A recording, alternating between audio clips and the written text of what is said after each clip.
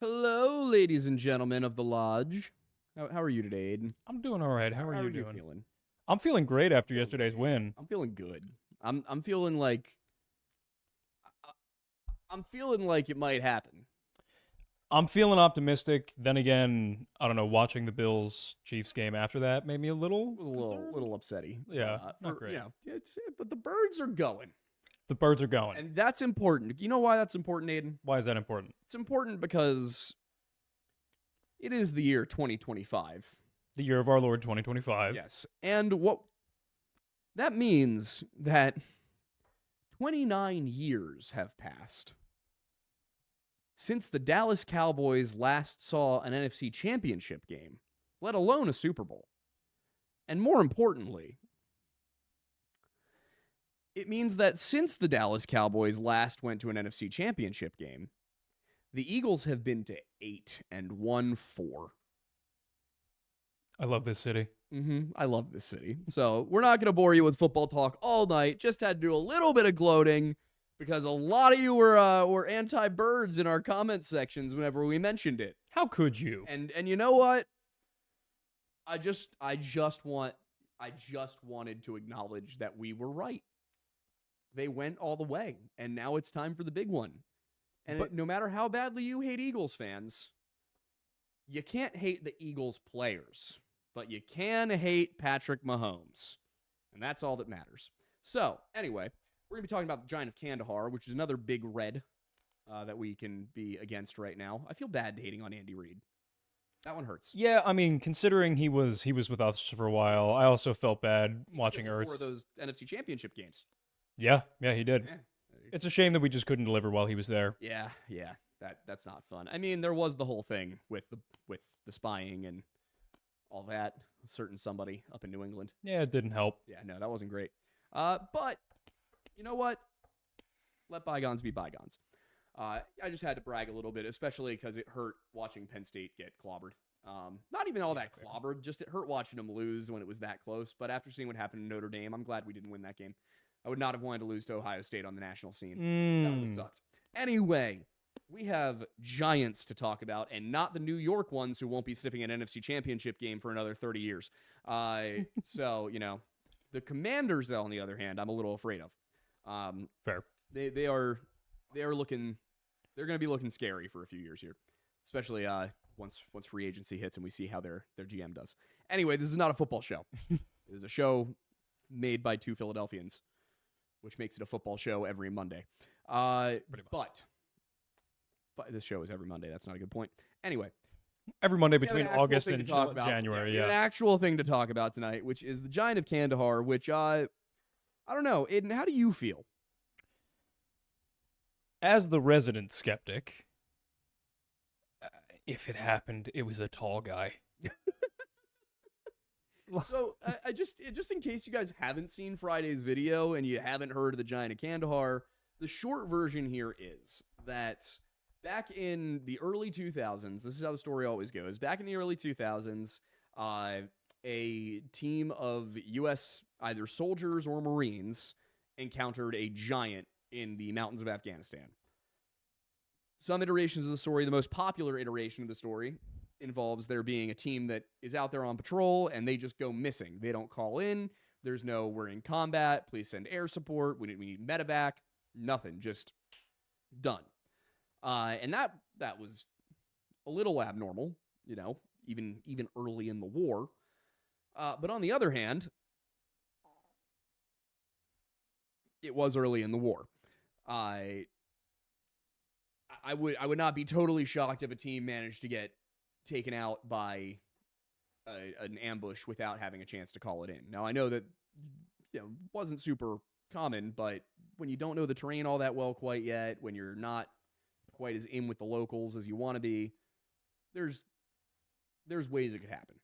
So I won't use that to completely discount the story that if they were in combat, they must have had a chance to radio in and say we need help. It's possible that they didn't. That is a thing that could happen. What I don't understand, looking at the story, and what I was talking to when I was talking to Eli earlier, Eli Double Tap, I was like, tell me if this makes sense to you. The fact that they're talking about in the story, they get up there, this Green Beret team, They get there, and the guy, Mr. K, who's like the one source who has claimed to have actually been there, who has spoken about it. I'm curious as to why he was removed from why his interview was removed from Lim Marzulli's channel. But the way he tells it is his team gets up there and they see this cave. They notice human bone. They notice bones laying around. They're not sure if they're human yet, but they do notice army equipment. They're like, okay, that's communications gear. That's a helmet. Something's weird here. There was an ambush. And then out of nowhere, a giant runs out at him. And that's the point in the story. Not that it was a giant, by the way. It's everything that happens after the giant runs out at them that made me question this story. And of course, I was willing to give the story a shot because Mr. Ballin said it sounded like it could be legitimate. He's also a storyteller for a living, so I don't want to impugn the man's honor in any way. I'm just saying I don't know how far he was going when he said it sounded reasonable. Yep. Or authentic, I think was the word he used. We also, I don't think we know what version of the story he was reacting to. Well, no, it was Mr. K's version. Okay, got it. Talked about seeing the interview and everything. Because the interview, I guess, was up back then. But the way the story goes after they get up to this cave is that the giant runs out. And keep in mind, there's versions of this where he's throwing rocks, one where he's throwing spears. Anyway, he runs out of the cave. And you have a Green Beret team, which is, I believe, 12 men, typically. Your average Green Beret, I can't remember the term for the smallest unit, smallest organizational unit other than squad or fire team here. But I think it's usually 12 men on a special forces team, if I'm not mistaken. And they talk about they're carrying, he says that they have 308s, they have M4 carbines, and they have 50 cals. He doesn't say what kind of 50 cals. Now, I was made aware that there were 50 caliber weapons other than the Barrett M82 that were being used by the Green Berets back in the early 2000s, and that also there were 458 SOCOM rounds were used in some of their weapons. And Special Forces, I read a book. I'm trying to remember the name of the book. It's driving me insane. It's from one of the guys who was on the Bin Laden raid, but he was talking about how the system works within Special Forces, and I assume Army and Navy are pretty similar in this respect, that you would go in and you would tell the armorer, I want this. And the armorer would give you that. I think he said he carried an M4 as well as an M416 that were kitted out for different ranges and uses. And so they each have basically two primary weapons that they run. But anytime they're going on deployment, they can go to the armorer and be like, hey, I'm going to need this and this. And so they have more freedom than the average soldier does to choose their equipment, which makes sense. They're going to so many different situations that are so mission specific. What I don't totally understand, I'm not sure what 50 caliber rifle they would have been bringing in with them. Somebody did mention, they might have been, the 308s might have been M240s. I had said maybe SCARs. It hadn't occurred to me that the SCAR hadn't come out yet. So there are other 308 rifles. They might have had AR-10s. They might have had EBRs. They might have had, a number of different weapons. That was probably their designated marksman. But I'm not sure what the 50 cals would have been. But it doesn't totally matter because the way they tell this story is that they were all shooting at this thing and nothing they had was taking it down. Keep in mind, this is a 12 to 15 foot tall person from the story that's told. They're going to be about twice as big as a human in terms of size, probably even more in volume, in mass overall. On the other hand, a 50 caliber bullet goes through a lot of things. Especially from a rifle. Yeah, and when what we're assuming, we'd have to be a 50 cal will go through a hippo. I don't know if it would get all the way through a hippo, but it will penetrate. Yeah, I would not be shocked if it went all the way through a hippo. Yeah, these things will penetrate armor on lightly armored vehicles. Yeah. So, again, depending on what kind of 50 caliber they're using, a 50 caliber handgun probably isn't going to do that, but at least not in any significant range. Yeah, but if it's a 50 BMG, aren't those technically anti-vehicle rounds? Yeah, 50 BMG, yeah. If it's a 50 caliber machine gun, which I believe those only come mounted. Generally, yeah. I can't think of a 50 caliber machine gun that would be carried in Afghanistan. I guess there are other 50 caliber rifles that they could have been using, but the point is, a 50 caliber rifle is gonna penetrate flesh. And it's going to carry either it's going to penetrate and it's going to go through, in which case there's a lot of bleeding, or it's going to penetrate and get lodged, in which case all of the kinetic energy of that 50 caliber round is getting soaked up by the body. Yeah. Which is going to liquefy organs. That's the thing. There is one story of a guy who survived being shot with a Barrett 50 cal, like a U.S. soldier or Marine. I can't remember which one. But the only reason he survived is because it literally was shot like point blank, like into him accidentally, and it went straight through. Didn't tumble. It just barrel velocity through his body. And so they were able to stop the bleeding and get him secured. But if that thing hits you after it leaves the muzzle, it's tumbling a little bit. There's going to be more and more wobble the further away it gets, and it's going to cause damage. And they talk about how they were shooting this thing for 30 seconds before they finally realized they needed to shoot it in the head to kill it. Which my question then is, if the thing's ribs were stopping a 50 cal, its skull was definitely going to stop a 50 cal. That is the hardest bone in your body. I mean, your skull and your femur are like the hardest to break, require the most force. I have a hard time believing that a 50 cal that can't penetrate flesh is going to penetrate a skull. Also, on the reverse side, I have a hard time believing that somebody even double the size of an average man, call it 12 feet tall, it's still skin, it's still muscle. Even a 7.62 should go through that individual. Should go through their skin. Yeah. Yeah. I would 7.62 is somebody who's literally like 3 times your mass. Might not make it all the way through. But still, we're looking at that thing was getting penetrated. Yeah. Even if it was triple the volume, triple the distance, a 7.62 should still leave a 10 to 12 inch wound channel. It's going to hurt. Yeah. It's going to hurt a lot. So that aspect didn't fit for me. The other thing I didn't like is this story that, this Mr. K says that one of the guys in their team, Dan, he was what he called him, when the thing appeared at the front of the cave and started tossing stuff at him, he says that Dan charged and began firing. I only went through 4 weekends of RSP. That was not, even I know that that's not something you do. You don't break cover and charge somebody who is armed with a melee weapon. There is no reason to do that. There is only reasons not to do that. I mean, it's that part to me sounds like somebody who's seen too many movies. Because especially somebody as highly trained as a Green Beret.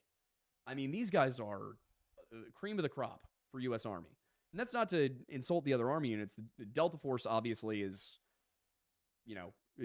touted as being the peak, but Green Berets Delta Force draws from Green Berets. Delta Force draws from the Army Rangers. Green Berets draw from the Army Rangers. They're trained for a different task.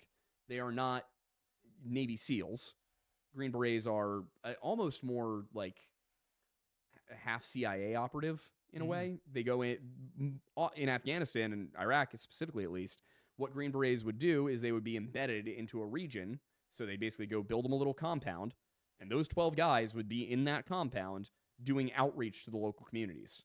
So it's Green Berets that get sent in to train militia forces and guerrillas. It's Green Berets that get sent in to learn the local culture and, build a good relationship with the people. They're not exclusively a scalpel. They are not always a precision tool that is sent in to do one thing, and that thing is kill. You see it a little bit more with the Navy SEALs. Army, that's what Delta Force is. That's what the Rangers are. So, knowing that, Green Berets are still drawn from the best of the best and given the best training. They are the ones who are built to survive out in the wild. So I am very put off by the idea that somebody who is that well trained, who is, these are guys who are trained to speak the language of the local region. Like they will learn like Pashtun and stuff and then go in so that they can interact. They are some of the smartest soldiers in the Army.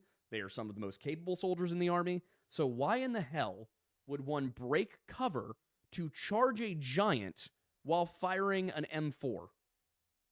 Great question. No sense. It makes no sense whatsoever. It's something out of Hollywood. It is a movie moment. I just don't buy it. I do not buy that at all. So between the fact that we're being told one of the most specialized troops in the army went and charged a giant for no reason, and also that 50 caliber weapons couldn't penetrate its skin but could kill it by shooting it in the head, I just have a hard time buying it. There was the one thing that apparently some guy named Dan did in fact die on patrol in 2002. And they said it was like an ordnance thing, like something exploded in a cave. And on the one hand, a lot of people are like, oh, well, that's probably, the cover-up. On the other hand, I wonder if, that's where the story came from. Like, that was the non-paranormal, non-strange origin that, through Tall Tales Told, turned into the Giant of Kandahar. Yeah, because, also, we've had a whole bunch of people now who have told us that they served in Afghanistan and never heard this story.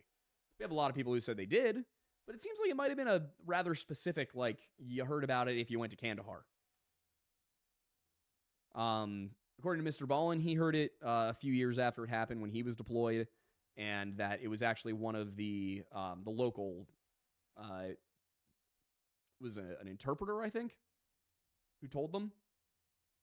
And he was like, oh yeah, back in 2002, a team of your Green Berets was up here, and they got by a giant in a cave.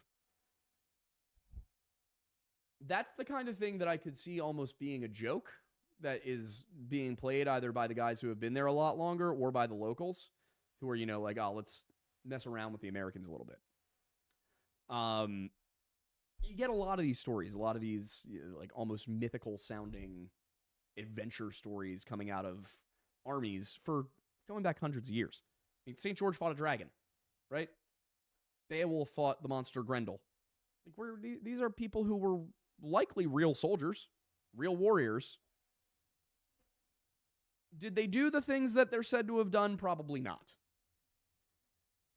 St. George and the Dragon actually might be derived from an older legend from somewhere in Eastern Europe too, but that's a whole different thing. Also drives me nuts when people like don't know that story. I'm about to drive you nuts. Oh God, you don't know St. George and the Dragon? I don't know. It's like oh. The gist of it is that there was a man named St. George and he slew a dragon. What time frame is this supposed to have been? Give me a year. I think it was post-Crusades. Okay. Yeah. Just a knight who slays a dragon. I think it comes from a story from Byzantium of one of their leaders who supposedly slew a dragon, and it made its way west and became part of English folklore. Anyway, we get a lot of stories throughout time that come out of militaries, that come out of these campaigns that are really nothing more than ghost stories. And while I would love to believe that the U.S. Army encountered a giant in Kandahar,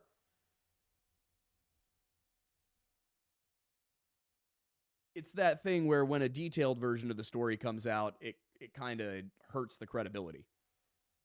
I don't believe Mr. K on this. It doesn't help that the interview has been deleted from the internet and is only available in excerpts now elsewhere.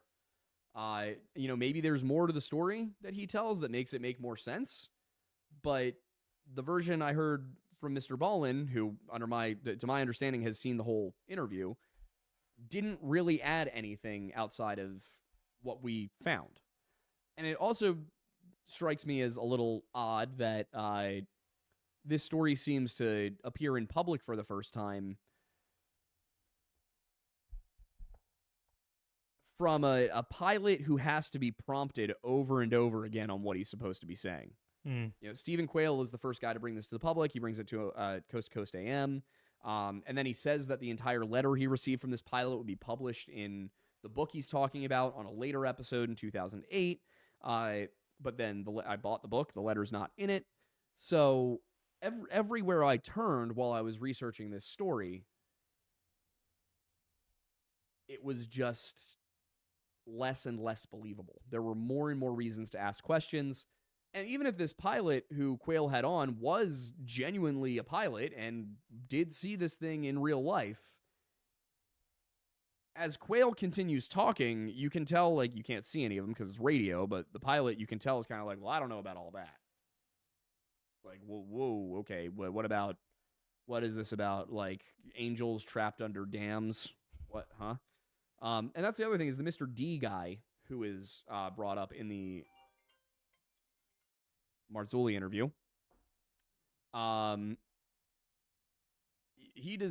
What? What's going on? Somebody just said low sound. Low sound or no sound? Low.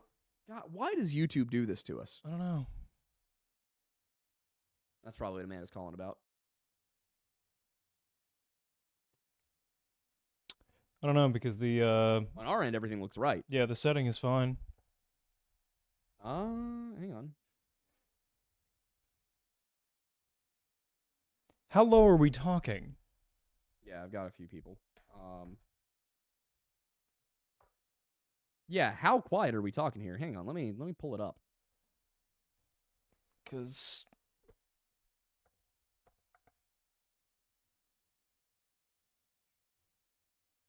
and they talk about how they were shooting this thing for 30 seconds before they finally realized this story seems to appear in public for the first time.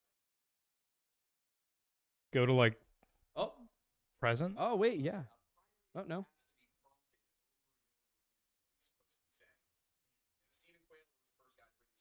Go to live. This is like right now. I'll just check to see if. All right, yeah, everything's fine on our end, guys, and even on YouTube from checking it out. Hang on.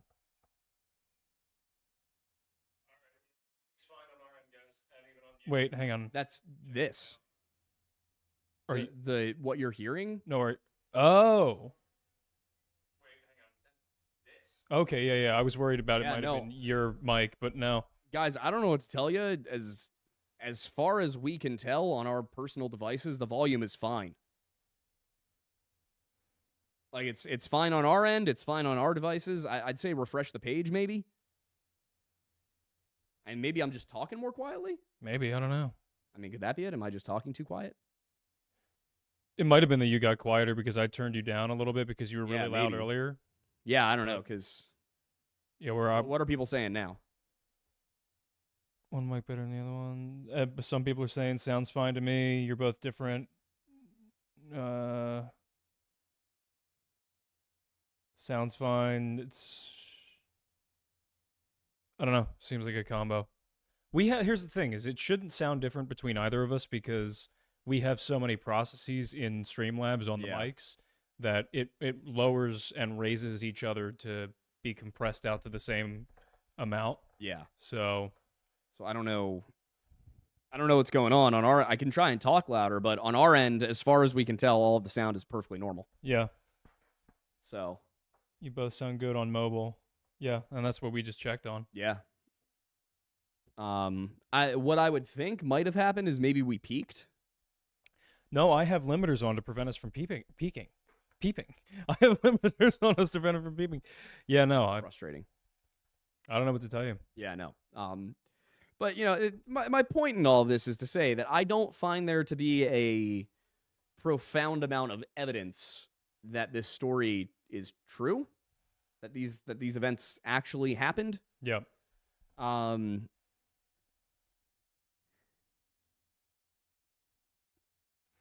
And the fact that there's only this one detailed account, and that the guy says stuff that just rings a bunch of alarm bells for me. And I talked through this with Eli too. And I was like, does any of this sound right to you? And he was like, no, not at all. Which, again, even if they were carrying in 50 cals, I find it very unlikely the 50 cals wouldn't work and that they need to shoot the thing in the head. He says it all took place in under 30 seconds. I don't know. The whole thing just seems a little suspect to me. And the fact that there are two different stories told about seemingly the same event, you know, and a lot of people in the comments were like, well, if there were two different stories, maybe it's two different incidents. And I'm like, how many giants are hanging out in Kandahar? Like, only one way to find out. Both of these supposedly occurred in the same province.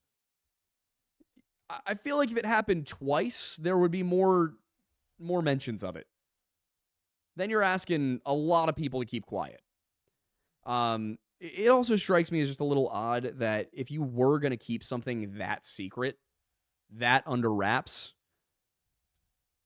that you'd just fly it to a regular base in broad daylight and drop it there for a whole bunch of grunts to see. I mean, special forces, yeah, they'll keep their mouths closed. They'll sign their NDAs. They'll do all that. The flight mechanics? The guys gassing up the helicopters and the jets? We're all standing around watching a bunch of soldiers poke and prod a giant? I feel like we have more than 2 people who came forward to tell this story, especially when it's so easy to do things anonymously now. And that's the thing is, if we had, 14, 15 people who came out and were like, yeah, this is what I saw, and they all told mostly the same story with, like, minor deviations, that I'm going to believe. Or at least be more willing to believe. It's the fact that we have literally 2 people who claim to have actually been there. One of whom is just the pilot, and the other is, from the Special Forces team. And that even their stories are drastically different. Yeah, like, some people point out that it was a little hard to tell Marines from Army at the time.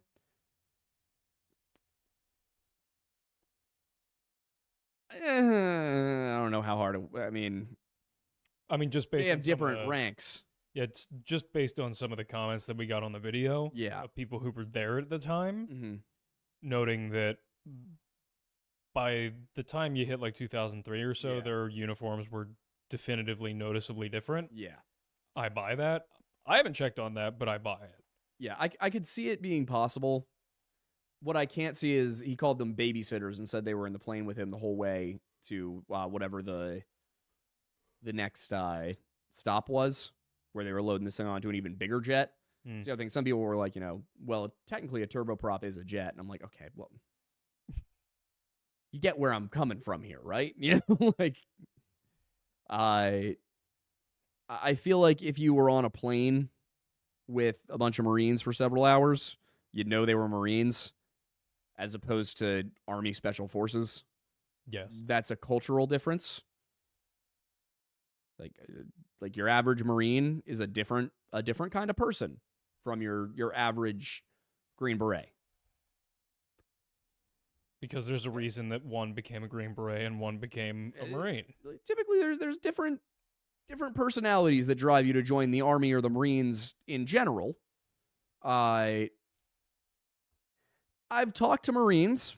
I've talked to Rangers. I've even spoken to a couple of Green Berets.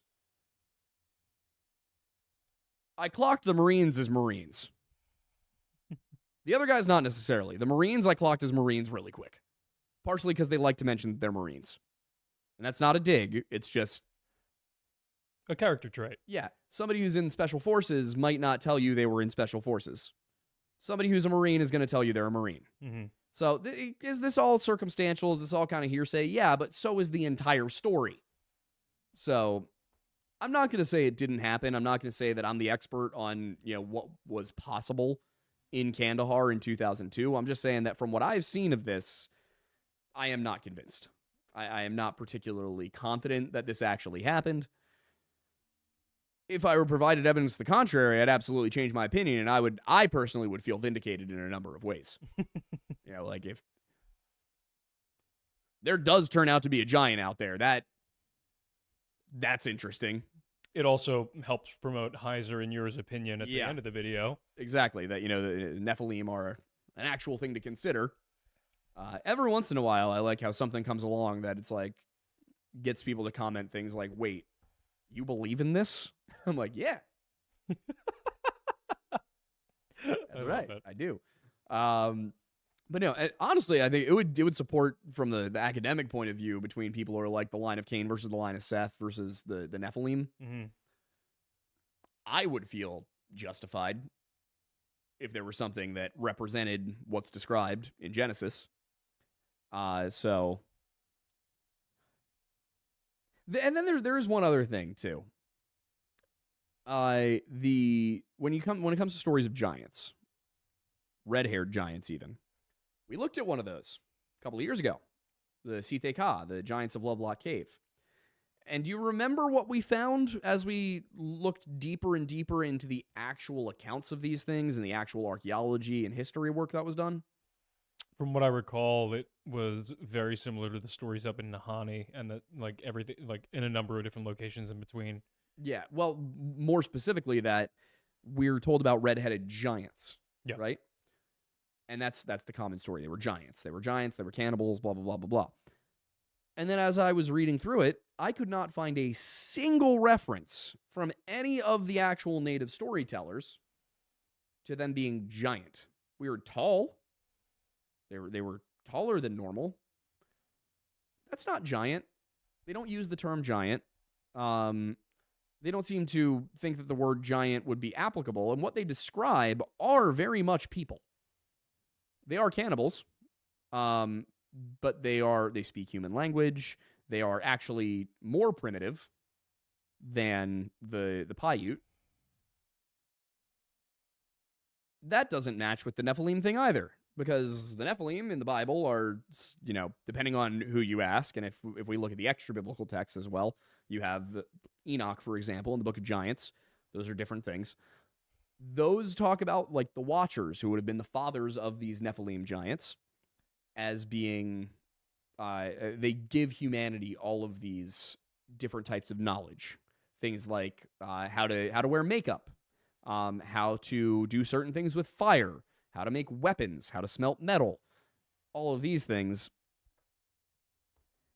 If we're going to make the argument that these things are all of the Nephilim, which is what people like Stephen Quayle do, if you look at the other things he says about giants, it's all about the Nephilim. Well, that doesn't match either. So we go back through the Site Ka, and we find as you pare it back, you get from they were red-headed giants to they were a slightly taller tribe that lived 50 miles away. Same thing happens with the Patagonia giants. I think it's the Spanish or the Portuguese get there in the 1500s, early 1600s, and they go, oh, there are giants out there. They're like we standing straight, we were only reaching their belly buttons. And then the next group comes through, was either the Spanish or the Portuguese, whichever wasn't the first time around. They're like, oh, they were tall, but probably only like 12 feet. Like 10 to 12 feet maybe. And then another group comes through and it's like, oh, they were probably like 8 to 9 feet. And then the English get there and they're like, oh, these dudes are 6.5 feet tall. That's wild. So it kind of cascades down. And it happens with every giant story I come across from the modern day, which is like, oh, well, there were giants. And then it's, okay, well, there were some people who were a little taller than usual. Oh, well, what about the skeletons in the Smithsonian? Well, if you actually go and look at the reports on these things, they're described as being rather large, like 6.5 to 7 feet. Well within normal range. Very possible. And in a primitive world, in 500 years ago, no matter where you are on Earth, you come across a 7-foot tall person, you're going, oh wow. Yeah, because what was the average height back then? Yeah, anywhere between 5'6" and 5'8". Yeah. People were not customarily that tall. So when you had somebody who was, it was noticeable. And also there's the kind of whisper down the lane effect that comes because, you're on your voyage. By the time you get back, you might not even be aware that you've inflated the size of the thing you saw. It might just in your brain be that big now because if it's, as you've told the story over and over and over again, the embellishments become hard to differentiate from the story itself, from what actually happened. And I think that happens a lot. And one of the reasons I find the biblical account so interesting is that what they talk about, they give a lot of very reasonable numbers. They talk about the giants like Goliath. And it doesn't specifically say Goliath was this tall, if I remember correctly. But you get stories about the Rephaim and all of these other, which Rephaim is an interesting word that I'll have to get to when we get to the stuff on Heiser's work. But they talk about these guys as being tall enough to sleep on beds that are about 10 feet long. That doesn't mean that they're 10 feet tall. What it means is that they are shorter than 10 feet. That is a much more manageable number. That is something that is feasible. That's not out of the question. And so when you look at the biblical accounts, you're greeted with, okay, if there was embellishment, it was pretty minor here. Maybe these guys were exceptionally tall. Maybe there was a tribe out there that was exceptionally tall, and they had to deal with that. It's very different from a lot of these more modern accounts, a lot of the stuff that comes out of conspiracy theory spaces, for lack of a better term. It's always just a little too much. And that's the thing with the Kandahar Giant story. If you told me that they were up there looking for a fire team and they that went missing and they came across a giant and they shot it a couple of times and it maybe, took a couple of hits, but when they hit it with the 50 cal, it went down. Okay.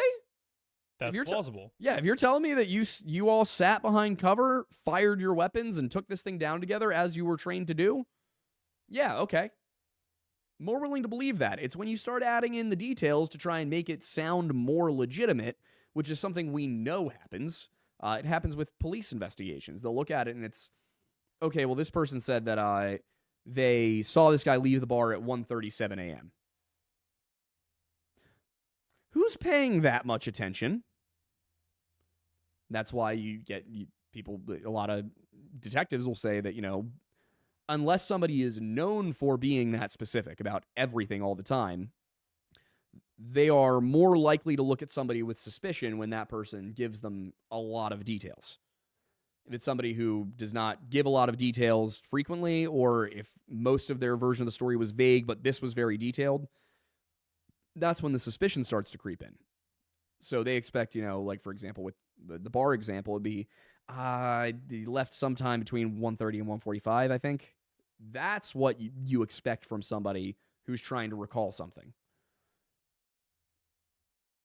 The way this story was told, it was a little different from that.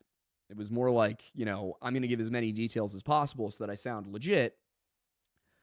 And, like, interestingly, one of the things that's mentioned is they said that this guy was loaded onto a 463L pallet. This was the pilot.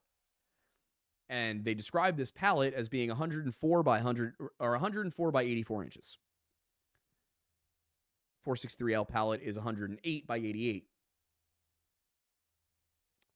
Somebody who flies a C-130 is going to know that.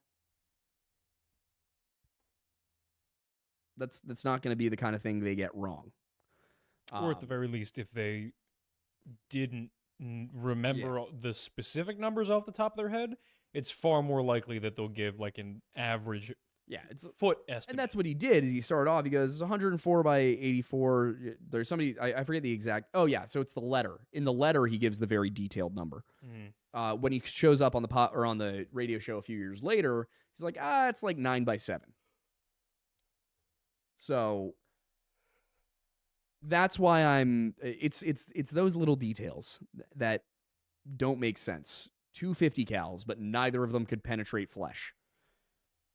One person saying it was a Chinook, while another person says that it was a Pavlo.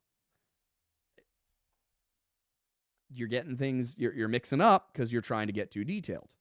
Don't be detailed when you lie. Be vague. Don't try and make people think that you are being honest because you remember everything perfectly. That's going to make them skeptical of you. So no, I don't have a lot of good reasons to believe it, but it was a great chance to talk about Nephilim. It was. Which I am looking forward to doing more videos on that. It seems like maybe the algorithm's shifted a little bit and we can do the fun stuff.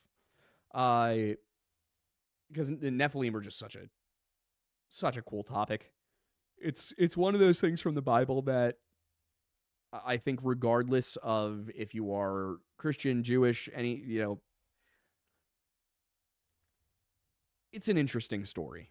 In the same way that reading about the Titans of Greek mythology or the giants, the Jotnar of Norse mythology, all of these things that are more than human, but also, somewhat divine. It's kind of weird how we have stories like that all over the world, right? That's interesting. That's for sure. That's what I want to dive into because, even coming, here's the thing, like, The Book of Enoch describes the Nephilim as these giant cannibals. Granted, it describes them as being entirely too tall, like ridiculously tall. How tall are we talking? I think like 3,000 feet. Yeah, it's like obviously no. But this is one of the reasons that the Book of Enoch is not considered canon scripture, except in the Ethiopian Orthodox Church. They still have the Book of Enoch.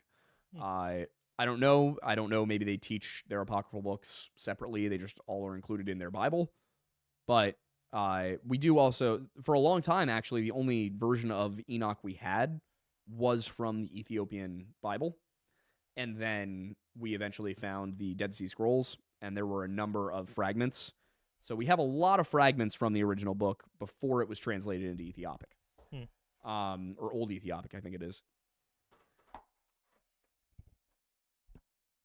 So there's a reason that biblical scholars don't look at the Book of Enoch and go, all right, this should be viewed as, a perfect accounting of the beliefs of the history of the Nephilim as they would exist in Christian and Jewish belief. The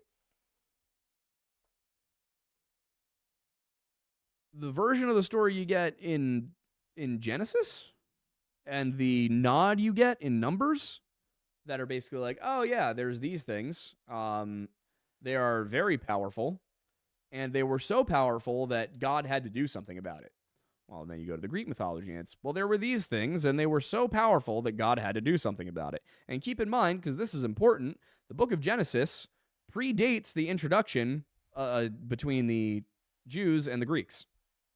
Oh, really? So Enoch probably has some Greek influence. Genesis does not. Genesis is one of the oldest books, and it's definitely based on, because it's so poetic, one of the most heavily poetic books of the Bible, it's definitely based on oral tradition that goes back even farther. So you get these stories in Genesis of there were, very mighty giants, and God and his host, in this case, had to strike them down. Okay, go to the Greek. There were these titans. They were very mighty giants, and the gods had to strike them down. Is there any possibility or any hypothesizing that both of those stories originated from the same scripture or story from some other time? That's what makes it so interesting. Because if you look at, if you go to look at the Norse, okay, well now we have the Aesir and the Vanir. They're the gods that are, the worshipped gods, and then there's the Jotnar, who are giants, but not the best term to use for them. But they are these powerful, semi-divine kind of beings that inhabit another plane. And the gods have to fight them too. So you get throughout, as you go across European mythology, all of these stories of semi-divine or divine beings that have to be defeated by the gods because they're dangerous for people and for the gods as well. And then you get the same thing across Semitic texts. Now, why is that interesting? Because the Hebrew religion, Judaism, Christianity, Islam, Babylonian, Akkadian, Assyrian, all of these different, Sumerian, all of these different Semitic groups. That is the Semitic language. The Semitic language group, I should say, the Semitic language family. These guys all exist in the Middle East.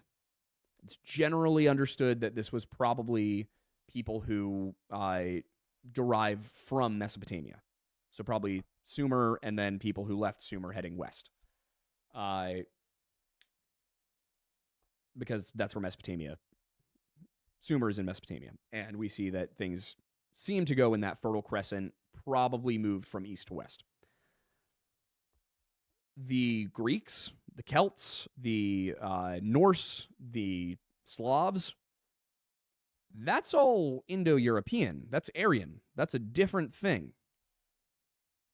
Their myths, so far as we can tell by tracing back the similarities between all of the different European pantheons, seem to originate with the Omnia and those people that were up until 100 years ago generally referred to as Aryan. Semitic, of course, being just south of that, has a lot of similarities, but they don't share a linguistic heritage. They don't share cultural heritage. We see groups of Indo-Europeans who come down from the Caspian steppe and migrate in who don't adopt the local customs. For example, Zoroastrians. Zoroastrianism seems to derive from the Caspian steppe, just like all those other pantheons. It's a little closer to Judaism and Christianity, but it's also clearly not Semitic. It's Persian. So it's interesting, and this is why I like studying this stuff, is because you get these very similar stories that cross linguistic and cultural boundaries and genetic boundaries. These are not people who had a ton of interaction at the time these stories were being developed. And then later on, they do. Because the Mesopotamian material goes back to before the Yamnaya migration. I mean, they were telling these stories 4000 BC, and the Indo-European migration isn't until the Copper Age, like around 3000 BC. So there's definitely an origin point for these different mythologies within different cultures, and yet they're very similar to one another in a lot of ways. And then it gets even more profound when you cross the ocean, you get to North America, and they have flood stories too. They have stories of giant cannibals. I think Numazoho was the one that we talked about with the Paiute. They're sitting on a story of primordial ancient cannibals from just after the flood. Mm. It's weird. They say like a man happened, and he was called Numazoho, which I think is an interesting way of putting it. It's an interesting spin on Adam. Yeah, one of the different, not necessarily Adam, but that's one of the differences between Native American storytelling and European storytelling that often is a stumbling point for me. There are definitely things that are understood a certain way in those cultures that I don't have the experience. Just a bit of a language barrier kind of thing. Like a man happened. That probably makes a lot of sense to the person telling the story. To me, I'm like, what do you mean a man happened? Where do you come from? What does that mean? But for them, within the cultural context they have, they don't need to explain that. Yeah. So I find it very interesting that we have all these stories of giants and semi-divine beings and the sharing of knowledge from these sources with humans, and because it crosses lines. And it's Ancient Aliens and some of the other people who talk about these things often go too far by saying, oh, well, in all of these stories, it's these, light-skinned people with red hair who brought civilization and then disappeared, must have been the aliens, or must have been the white people. And it's like, that's not actually in the mythology. Like, I saw one that was, oh, well, the Aztecs have a whole bunch of stories of, white people with red hair and beards coming and delivering all of this special information. And I remember I saw it on Twitter, and I was like, well, which myths? And everybody was like, oh, well, the Aztecs have them. And I'm like, well, which ones? What's the name of the myth? Who are the characters? What's going on here? Some people bring on like Viracoa, I think was one of the ones that gets brought up. And it's like, if you look at that story, as we did in our second video on Ancient Apocalypse, not quite what you're describing. Neither is Quetzalcoatl. He did not. This is not a character who appeared on a ship from overseas, and like brought wisdom. That's not what happened. But because it gets said by people with a platform on Ancient Aliens or Netflix, people just assume it must be true. And I hate it because then you get like, and this is not a dig at Mini Minuteman at all, but, somebody is like, oh, look at this story of, crazy supernatural thing that happened a long time ago. And then the result is that Milo comes in and rightfully completely debunks the entire thing. But the problem there is we've completely eliminated the middle ground where there was a cool thing to study. It was a cool thing to look into. Why do all of these stories exist? Why does every place in the world have a flood story? Why do we have similarities between cultures that we don't think interacted? There are ways to ask and investigate these questions without verging into the weird schizo posting territory. It doesn't all have to be super weird, and it doesn't have to be super mundane either. There are a lot of times when you ask an archaeologist something and they go, "Oh, I don't know. We just don't know." And that's fine. That's where I want to be. That's where the cool stuff is. If you investigate something and it turns out to have a mundane explanation, that's fine. Like I was looking at the Voynich manuscript is something I was considering covering this week. And what is it? It is a book written in a totally unknown language that supposedly dates back to the 1600s in Europe, where most languages that existed were known. Yeah, and it has these plants in it. It's believed to be a medicinal text. Has these plants in it that nobody's seen before. So they're not native to Europe. They're not native to anywhere near Europe. Some of them supposedly don't even exist. And again, the book is written in a language that nobody can decipher. That's interesting. And from what I understand, I haven't looked too deeply into it, but there's a lot of people been like, "Oh, well, maybe it's just a hoax." Maybe this guy Voynich, who supposedly acquired it in the 1800s, maybe he made it himself. Well, then they carbon dated it. Apparently, the carbon dating suggests an origin prior to 1600. That's interesting. We can look into that. We can explore. We can find new details. Now, it might turn out that the thing was a forgery. It also might turn out that it was written in a language that is extinct and was copied down from a much older text, and that's why we don't have record of it. It took us a very long time to figure out what Etruscan even looked like.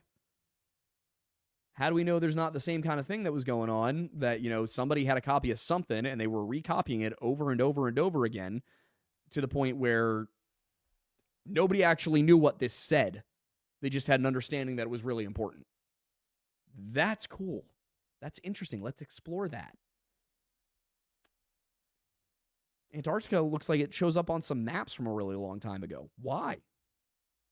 You don't have to assume that, Tartaria was the thing and it's being hidden from us. There might be other explanations. Let's investigate them. Let's explore them. Somebody may have discovered it earlier than we thought. Mm-hmm. But, we get so many different stories where it just goes so far into conspiracy land that nobody wants to look at it anymore, and anybody who does gets labeled a conspiracy theorist. And it's like, that's not necessary. We don't need to go that direction. But what time is it? It is 7:55, so we are... Let's go to Super Chats, thanks. I saw a lot of them come through. Yeah, we actually we have quite a decent number this evening. The first one is from Asklore for $5, asking, thoughts on the 9th tier iceberg conspiracies, God's Last Wish, and God's Ego Death. One more time for you. Thoughts on the 9th tier... I'm gonna be honest, that's what you caught me with one I've never heard before, so now I gotta look up God's Ego Death. Hang on. God's Ego Death. The Wendigoon subreddit. While you're looking at that real quick, Flaw gave us $5 for a bone for the Bone Throne, and also Go Birds. Thank you. Go Birds. Thank you very much. White Trash Panda is dunking on the birds here. Let's see.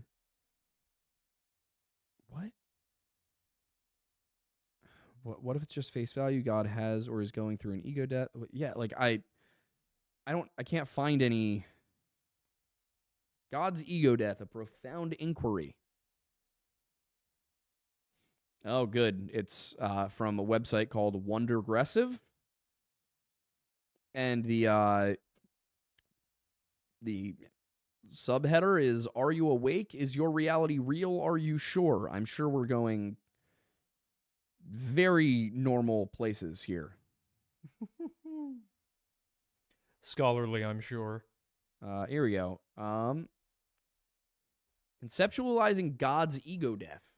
If we perceive God as possessing a form of consciousness, we might consider God capable of experiencing ego death. This could suggest a divine transformation, with God's consciousness transcending its current state, dissolving into the universe as it pervades. Here, God is not diminished, but rather evolves to a form devoid of separateness. I mean, it just sounds like kind of the same Christ consciousness, like God is within all of us. New Age kind of stuff to me. Vaguely different version. Yeah, of it. it seems like it's an attempt to unite New Age spiritualism with Christianity by suggesting at some point God had an ego death. Yeah, it sounds like a way to democratize and secularize Christianity in a way. Yeah, which is just like weird. Just don't be Christian. Some people like all the perks of Christianity, but had really bad parents who were really like aggressive Christians. Yeah, it's just you don't have to be Christian. Like I wish a lot of people understood that. You don't have to follow a particular religion. There are other options. Do I think Christianity is the right one? Yes, or I wouldn't be wearing the cross. Does that mean you have to think that? No, it does not. But don't be weird about mine. I'm not walking into a Norse pagan meeting and being like, "Hey guys, actually, all your gods, they're all just God. They're all just Jesus. Sorry to break it to you." Now, did Christians kind of go around and be like, "Well, they're not. They're real. They're just saints." Yes, we did do that. I'm realizing this example might be falling apart a little bit, but just tad. I was gonna poke the bear a little more, but I don't know if I should. I want to say it's different. It was a different motive. What about for those who are like, if you're not Christian, you're going to hell and you can't be saved? I'd argue that's not even a biblically accurate perspective. There are things like there seems to be there's no explicit age of accountability in the Bible, but for example, in Numbers, I believe it is, it might be in Exodus, but I think it's Numbers. There is a passage where I think it is Numbers. I think it's actually right after the whole Nephilim thing shows up in the book. But there's an episode where the people have been told, go to the promised land. I have secured it for you. It will be yours. You just must trust in me. This is God's message to the Israelites. And a bunch of them are like, but I'm scared. And God is like, okay, how about this?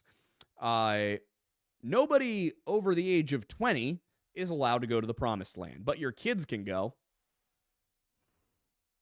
It's basically punishment for doubting. Saying, well, your generation will not inherit the promised land because of your doubt. Yep. But your children will.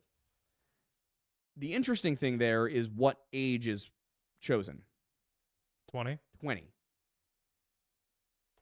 Everyone under the age of 20 is therefore, according to that book, not accountable for their lack of faith. That is not the only example in the book.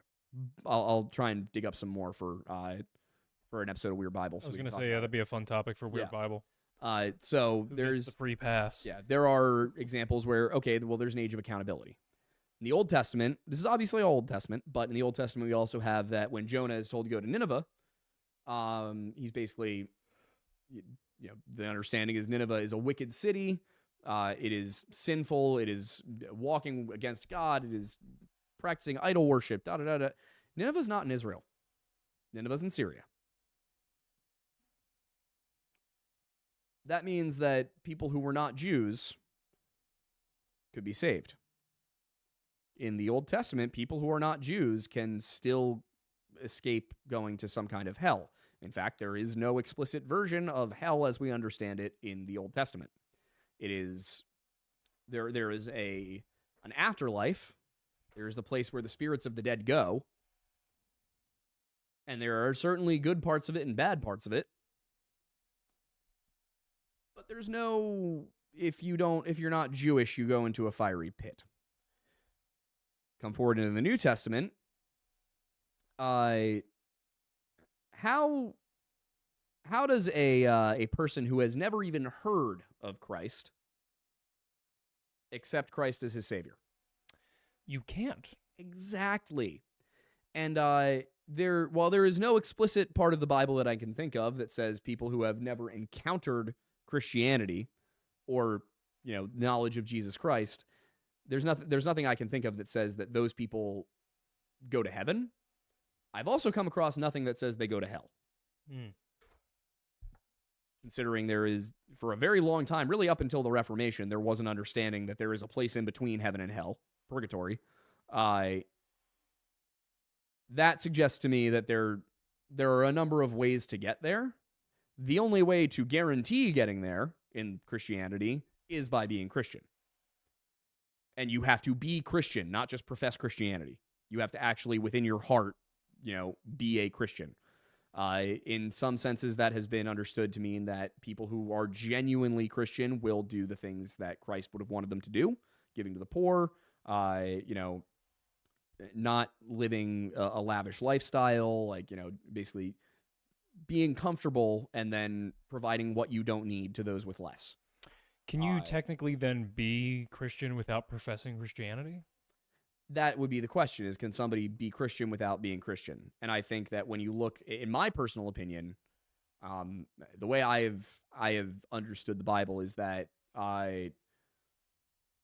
if you are unaware of Christianity, you are judged on your actions. And it might be that you can never go to, heaven, but you might get a slightly lower spot. It's because also we look at there's the parable of I think it's the parable of the vineyard, where you have some of the employees have worked there for a very long time. And they are offered, again, it's been a while since I read the parable exactly, but they're offered a wage for a certain amount of work. And they finish their work for the day and they go to get paid. And then there's the newer people in line who I think it might have been the one day. It's been a while, like I said. And they get paid the same wage. This is not an argument for paying people who do not work. This is not an argument for, a giant state welfare system. The point of the story, being as it's a parable, it's an allegory, is that the people who started the day at the crack of dawn, 8 a.m., and were told, if you work the full day, you'll be paid a pence. You'll be paid a single dinar. Well, that was the deal for everybody. If somebody came up at 1 in the afternoon, they were like, "Hey, we need laborers. If you go pick grapes, then we'll pay you a dinar, a piece of gold." And then at the end of the day, they all line up to get paid, and the people who only worked a few hours are paid the same as the people who worked the full day, and they're upset about it. And what Jesus is using this to explain is just because they came to me later does not mean they came to me lesser. And so that's, I feel like, again, it's not explicit, but that would suggest to me, based on the fact that there is no explicit information, that would imply that there is a path to salvation outside of, or a path out of hell, I should say, outside of Christianity for those who are not acquainted with Christianity. And then there's also the suggestion that only Christians have the gateway. And it's like, well, Christians actually have the toughest path, because if you are a bad Christian, then you are held to a higher standard. You should know better, basically. And all of this, you go back and teaching, and this is why it drives me nuts when people say stuff like there is no salvation outside of the Catholic Church. It's like, first of all, come on, guys. There's other churches, and yours is not the oldest one, the oldest unchanged one. It's just not. But more importantly, that's not biblical. There are a lot of things that suggest that not everybody who does not, accept Jesus Christ as their personal Lord and Savior is destined for hellfire.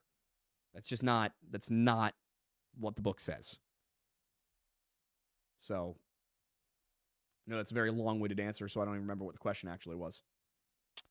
Well, it started on something entirely different. It was on the ninth level of the.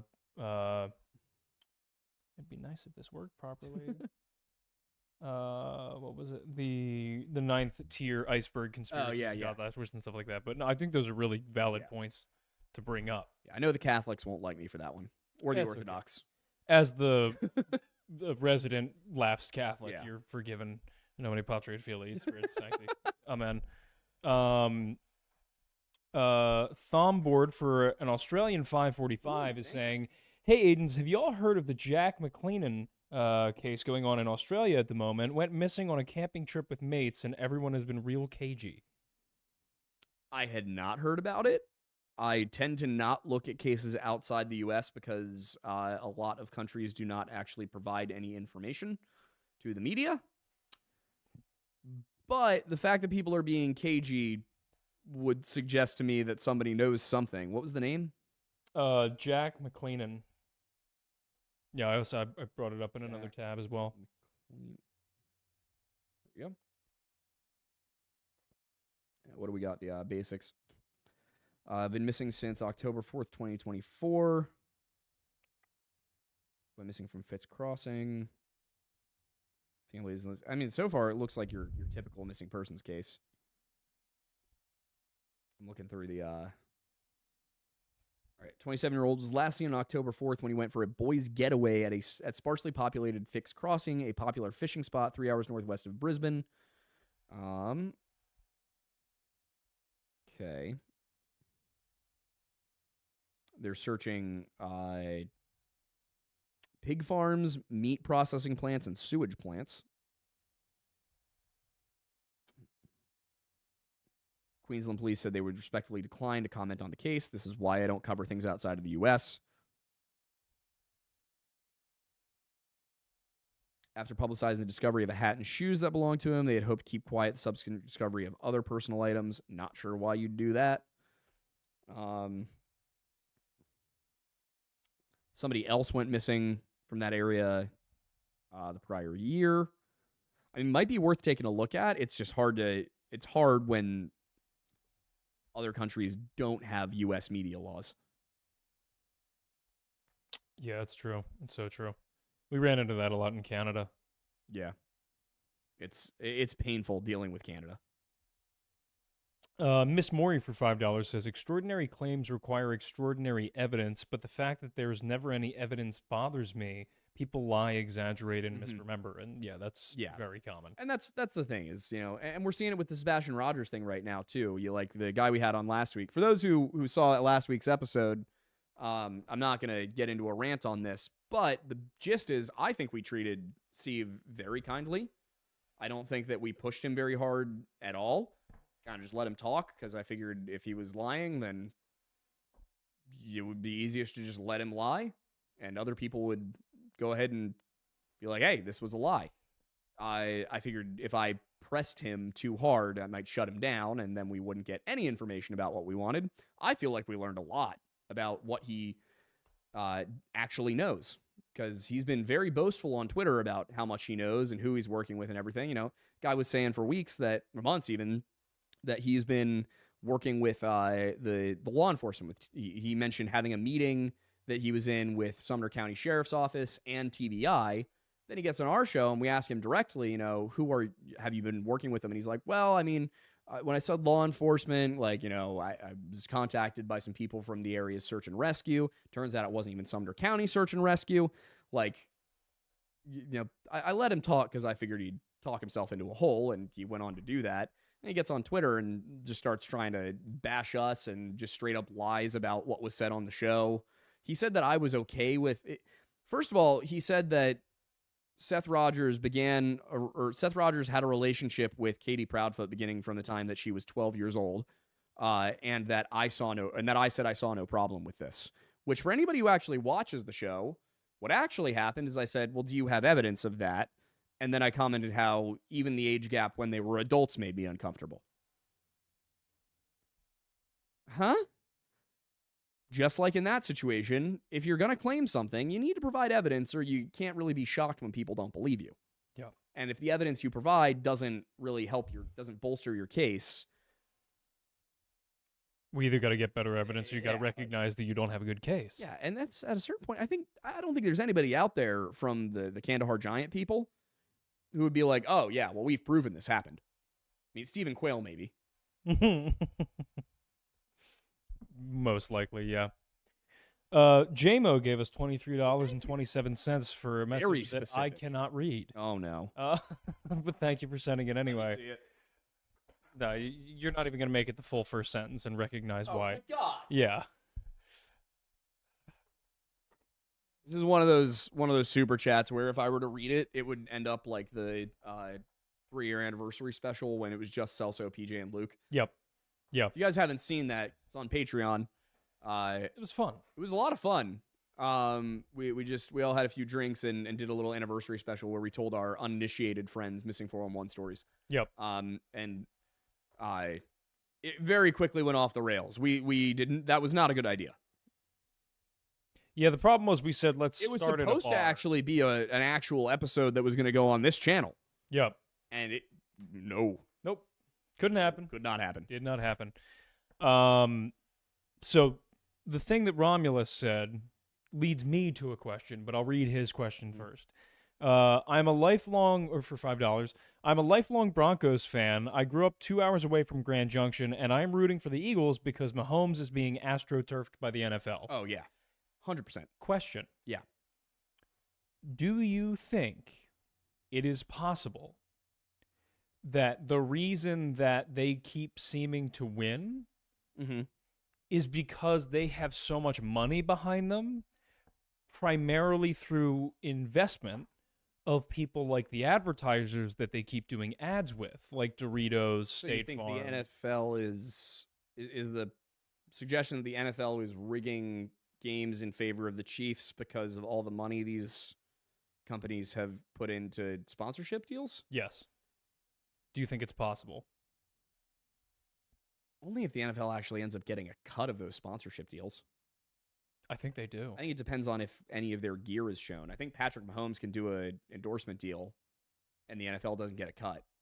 The thing is that it's not with Mahomes, it's with the team. Gotcha. It's with the Chiefs. Like, they have multiple Chiefs players and Andy Reid in a lot of these spots. Yeah, true. I mean, I don't know. Are they absolutely rigging games to help the Chiefs win? Yeah. No doubt about it. I mean, they're good at it. They are good at making it possible to deny. But I mean, I watched that game last night where Josh Allen made it across the he got the first down. Mm-hmm. It was very obvious he got the first down to everybody watching. You could see the ball cross the line. Multiple angles. It was not up for debate. Yep. And then the previous play, the one right before that, had actually, if you watch it, he got the first down on that play too. And twice they were like, nope, just shy, guys. Just a little shy. I mean, that stuff, there were a number of missed holding calls. There were a number of missed face mask penalties. The Chiefs get away with everything. Yeah.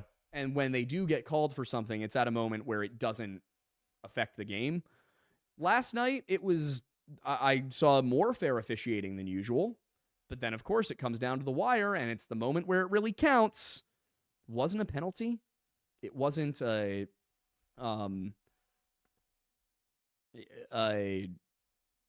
review of a score that they decided, no, it was just a first down. They just wouldn't give him a first down. And, of course, then I don't know if you saw, but a lot of people were complaining about how the ref came out during the Eagles game on that 1 second down that just lasted forever. The one where Luvu jumped over the line twice. Yeah. The ref came out and was like, Washington has been informed that if this behavior doesn't stop, we can just award a touchdown. Yeah. And there were a whole bunch of people being like, see, the refs rigged the game for the Eagles. And it's like, no. He jumped over the line twice, and it got to the point where they were right in front. The ball was basically touching the end zone. They were less than a yard away. They couldn't move the ball forward any further. At that point, they were literally, the ball was lined up right outside of the end zone. Yeah. And people were rightfully pointing out that, like, well, if you let them get away with that, then they're just going to keep doing it until they guess the timing right. Like, that's... Because they literally did it 3 times. You do it once, it's like, okay, all right. You do it twice. Third time you get it wrong. In a row. No. Like, literally, not just third time. Third play in a row, you do the same thing. Yeah. You're gonna prevent it's called the palpably unfair play act or rule, and it's basically if one team is making it impossible to score because they keep doing several things, one of which is just penalty after penalty after penalty to prevent a score from happening, then the referees can just award a touchdown. And it's like, it's been a rule since 1954, Aiden. Has it been that long? 1950, which is how you know something happened. Yeah. That's a rule that comes about because something happened. I'd love to know what it is that happened. Yeah, I'm curious. Like, what happened in 1953 that caused that to be a rule in 1954? I'm going to Google it. But, it's not the same. Did the Eagles have some calls go their way? Sure. Did the refs miss a very obvious pass interference on Dallas Goedert in the end zone? Yes, they did. Did they miss multiple face masks throughout the game against Eagles, or that were affecting Eagles players? Yes, they did. So it's just silly, but here. Interesting. In 1954, the Cotton Bowl Classic, a palpably unfair act occurred when a player from the Alabama bench tackled a Rice runner who was about to score a touchdown, leading to the referee to reward Rice the touchdown despite the runner not actually crossing the goal line, due to the blatant violation of rules by the Alabama player on the sideline. This is considered one of the most famous examples of the rule being applied in football history. Mm-hmm. A teammate who was on the bench tackled the guy, and they got the touchdown anyway. I'd love to know what yard line he tackled him on. That's amazing. Trying to find something. Is there a list for this? He tackled him on the 42-yard line. Which 42? Enter the field of play and tackled Mogul at the Alabama 42-yard line. So, I think 42 yards away from a touchdown. Okay. But he was like mid-run on his way to score that touchdown, but he still had 42 yards to go. And a player from the bench got up and tackled him on the 42-yard line. And so the runner was awarded the touchdown. Yeah, so I guess they basically probably sat down and were like, all right, what should we consider for this rule? Yeah, that's wild. That's actually wild. Eleanor the Howler Werewolf Queen for $4.99 said, I could see it being an already strong human with gigantism like Audrey the Giant or Andre the Giant. Andre the Giant, yeah. Made even stronger by pure adrenaline rush. And so here's the thing. I would not be at all shocked if that is what happened. Yeah. No, that what actually happened is that the locals were talking about how there's a giant or something living in the hills, and they went up to look at it, and something happened, and it was just some guy with gigantism who was never treated right because he lived in a rural village in a third world country and nobody knew what to do with him. That I could see. And then them being like, we should not talk about this. Like, we just killed a impaired person. We killed an impaired civilian. Yeah. For little to no reason at all. Yeah. That I could see. That would make sense. In that case, what starts is, dude, he was like 8-9 feet tall, which is possible. That can happen with gigantism. And then that goes from, he was 8 to 9 feet tall to he was, in fact, this size, and, just whisper down the lane. Ends up at 12. Yeah. Yeah, that makes sense. Something about the audio. Gaius Rax for $4.99 said, can't believe Taylor Swift is rigging the NFL. You joke. It hurts even more as an Eagles fan. Was that a pun? No. Hurts. It should have been, but no. The fact that she grew up an Eagles fan and had lyrics in her most recent album about being an Eagles fan. You can't do what Donna Kelce does? You can't just go half and half? Oh, you mean she can't do the thing that the other Kelce significant other does? Yeah, like you can't. Well, yeah, that too. I mean, Kylie will not go near a Chiefs jersey. Yeah. So, and it's because she's from Philly. It's not because her husband played for the Eagles. Yeah. It's because she's from Philly. Yeah. Now, granted, Kylie Kelsey's actually from the Philly area, and Taylor Swift's from Reading area, but if you're not from Pennsylvania, you wouldn't understand why that's important, but they're about an hour and a half away. It's still much closer to Philly than any other football team. Yeah, by far. That is their football team, is the Philadelphia Eagles. So, I don't know. Just, I don't like it. I don't like it. Nobody likes it. Ask Lore for $10 says, if the giant was Nephilim, its durability may be supernatural. Its head may have been softer for one reason or another. This is pure speculation. The only thing I can think of, really. Just the inconsistencies of biological, congruency may be due to the supernatural element of if it were a Nephilim. I see where you're coming from, but if we take the viewpoint that Goliath was a descendant of the Nephilim, well, he got taken out by a rock. Yeah, that's a great point. And he was a lot closer. Genetically, he was a lot closer. But it was a righteous rock. That's true. Yeah. I mean, granted, technically the rock only knocked him out and then David stabbed him, but if David was able to stab him, David was 14. And he was not like it was a bronze sword. Yeah, it was not like a Samson 14. It was like he a wasn't normal shooting 14. Full Metal Jacket rounds out of a Barrett. Yeah. Chimp with a hand grenade asked a question that we kind of already covered, which was, can you cover the Smithsonian giant skeleton cover up? But we talked about that I have earlier. looked in, just to give a little bit more detail on that, I have looked into it.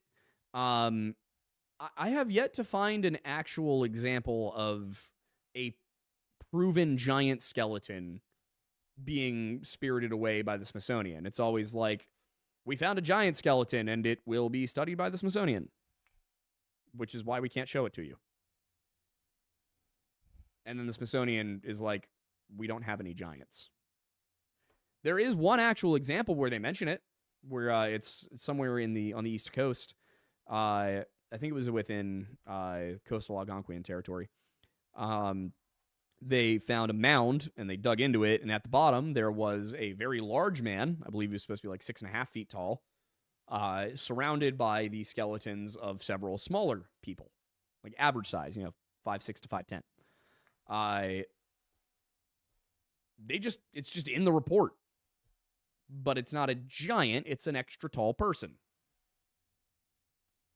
Like, I'm going to be honest, take Shaquille O'Neal and put him in front of somebody who lived in the year 1000. They're probably going to think that dude's supernatural. Yeah, he's a giant, officially. Yeah. I mean, this is a guy whose hand is going to be able to grip their entire head. Yep. I don't know. I just like the imagination of my mind bringing the conversation to, but where is the skeleton? And the response is, it is being brought to DC and it is being handled by top men. Oh, yeah. Who? Top men. Yeah. So good. Maybe that's where the bone dust from that juice Norman had to drink in college came from. Probably. Honestly, probably. They put bone dust in the bitch cup. Incredible. Frats, man. Frats indeed. Frats at small schools in Gambier, Ohio. Ask Lore for $5 says the soldier charged the Nephilim because of their blood memory demanded it. It was an affront to God. I will go back to the example of Goliath. Man, let's think about it. David used a rock. God used water. Like, one of the very interesting things I came across was that Heiser pointed out that the verbiage that's used to describe the whole earth in Genesis being flooded is used at other points in the Bible to refer to just the Levant. Yeah. Which I think is very interesting. It is. Well, and it changes your perspective of a lot of the things that the Bible talks about. And also something that they should probably be teaching in Sunday school. Because, the number of times I've had to deal with somebody asking the question, well, we know the whole world didn't get covered in water, so what's that about? I'm like, maybe it wasn't the whole world. And they're like, well, you're going against the book. And I'm like, am I? I wonder if... I've been looking at, global flooding events, like when the sea levels rise a lot and then the entire world as you understand it would be flooded. Yeah. Thoughts on... I don't know the original text, like the actual, Greek and all that, the primary source text well enough. Could that also be relevant at all in any of the points of Genesis? The Hebrew? Yeah, of the Hebrew, specifically in relation to the earth being equivalent to just That's the what I'm saying. There's... So you're thinking even that far back in the Bible that there may be elements that okay, I wasn't sure how deep you were going back. Genesis, could be just referring to a regional flood. Yeah. I'm thinking even before, even just Eden. And that might be a little hard. That gets harder. Yeah. Then it becomes difficult. Yes. We have no good sources. No. Unfortunately, nobody was writing biographies of the first people to ever live. If only they had been forward-thinking. Yeah. I do not love Heiser's answer for how Adam and Eve fits with the archaeological record. I don't know it. It's basically just the Bible is not a science book. Well, it's not. Yeah, which, sure, but I'd still like to know how this functioned. I mean, I feel like you've made this argument before that the Bible was serving as a means to understand the universe for people who were living in the Bronze Age. Yeah. So if you were so he took these little things that were all made up of that vibrate really fast and threw them together in a variety of different ways to create a bunch of other different things. That they would have be been a bit confusing. Sorcery. I mean, the one thing that's clear from the context of the story of Adam and Eve is that there were other people around at some point when they got out of the garden. Which makes you think maybe Eden was just a portion of Earth. Yeah, there's a lot to go. Like I said, that's why I've got to do a whole episode on this. I'm going to try and talk about it. We're supposed to have Weird Bible on Thursday, barring any unforeseen problems. Is it possible in that regard that Adam and Eve then were not supposed to be representative of the first humans, but the first of... Because if there are other people at the time, it's just the first of God's creation. I think that the most reasonable way to look at it is that they're the first... They're the progenitors of civilization. Okay. Yeah. That better way to put it. I'm essentially trying basically they were the first civilized people. Yes, and also the first, and that their creation in the garden may have been God perfecting what he had been working on. Yeah. It could be referential to us gaining sapience, because that is what it is. If you read the story, it's like, oh, this is human beings beginning to understand right and wrong. That is sapience. That is the most basic foundation of sapience. Is can you comprehend right from wrong, abstract right and wrong beyond direct physical needs. So it's hard. It's like I said, I don't want to speak for what Christianity supports here. I'm just trying to give the some of the varying ways of looking at it, because there's definitely some that are really rigid, and then there's others that are of the opinion that we don't really totally understand this yet. But yeah, I think that the story has a lot of options for being allegorical in some senses, literal in others. The Bible's an extremely complicated work. That's why people study it so much. Makes sense. Yeah. And the other thing is I think is rather silly is sometimes people are like, well, why would you study a fiction book? And it's like, first of all, I don't think it's fiction, but second of all, you don't want to understand what people living at this time in this place thought, that's important to history. Like, just as a historical document, like whether or not you consider the things in it to be historically accurate, some are, but it is an important document from history that gives us a ton of understanding of what a culture believed. Yep. And that is important for understanding that culture and the things they took part in and what their effect was on other things. It's also important for psychology. It might tell us things about relationships between different countries, different nations. So it's, whether you believe what's in it or not, it's an important textual resource. Well, in even more ways than that. I mean, it is one of the most important book, arguably the most important book of all of history. Yeah. And being able to understand that through reading it and then being able to utilize the knowledge that you have both from reading it and externally to provide context to it can help you understand why it has had such an intense staying power and why such a high percentage of the population of the planet does in fact consider it to be as powerful as it is. Yeah. It's that they're, even if you don't believe it, you have to respect the wisdom within it and the power that it has. Exactly. There's a lot of people who believe in this book. It's good to understand why. Yeah. And what they believe. Yes. Which is why, personally, I think we should be teaching religion in high school. I don't think we should be teaching you to follow one religion, but teaching people about religions. Yeah. No, it's a good idea. I think you should have a basic understanding of the 3 to 5 largest religions in the world when you come out of high school. Yeah.